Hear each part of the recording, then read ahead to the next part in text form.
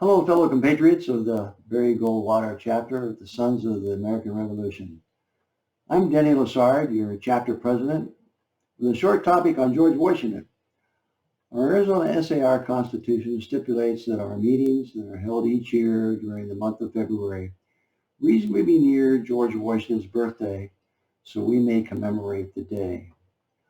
On this occasion, I thought it appropriate to share with you some information from our historian David Swanson that is contained on the U.S. Senate website regarding the reading of George Washington's farewell address, which is done annually in the U.S. Senate to commemorate his birthday. But before I get to that, one of the purposes for the existence of the SAR, which is found in our congressional charter, is to carry out the injunctions of Washington in his farewell address to the American people. Have you ever read it? Well, if not, I urge you to read his magnificent and ever-timely guide for our nation. Okay, back to the Senate. No Senate tradition has been more steadfastly maintained than the annual reading of President George Washington's 1796 farewell address. In this letter to friends and citizens, Washington warned that the forces of geographical sectionalism, political fractionalism, and interference by foreign powers in the nation's domestic affairs threaten the stability of the Republic. He urged all Americans to subordinate sectional jealousies to common national interests. The Senate tradition began on February 22, 1862, as a morale-boosting gesture during the darkest days of the Civil War. Citizens of Philadelphia had petitioned Congress to commemorate the forthcoming 130th anniversary of Washington's birth by reading the address at a joint meeting of both houses.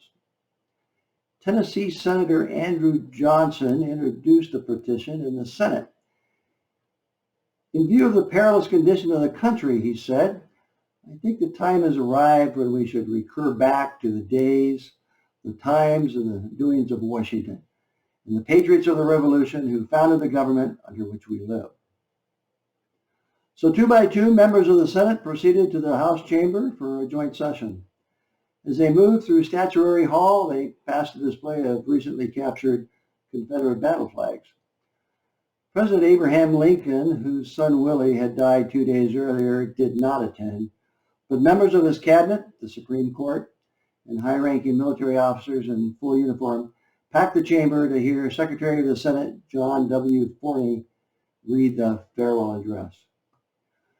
Early in 1888, the centennial year of the Constitution's ratification, the Senate recalled the ceremony of 1862 and had its presiding officer read the address on February 22nd.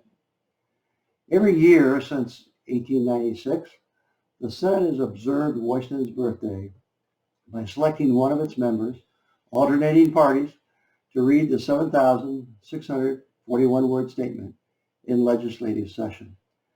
Delivery generally takes about 45 minutes.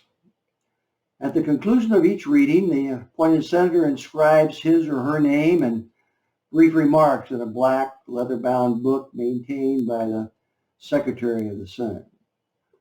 The book's first entry bears the signature of Ohio Republican Joseph Foraker and is dated February 22nd, 1900.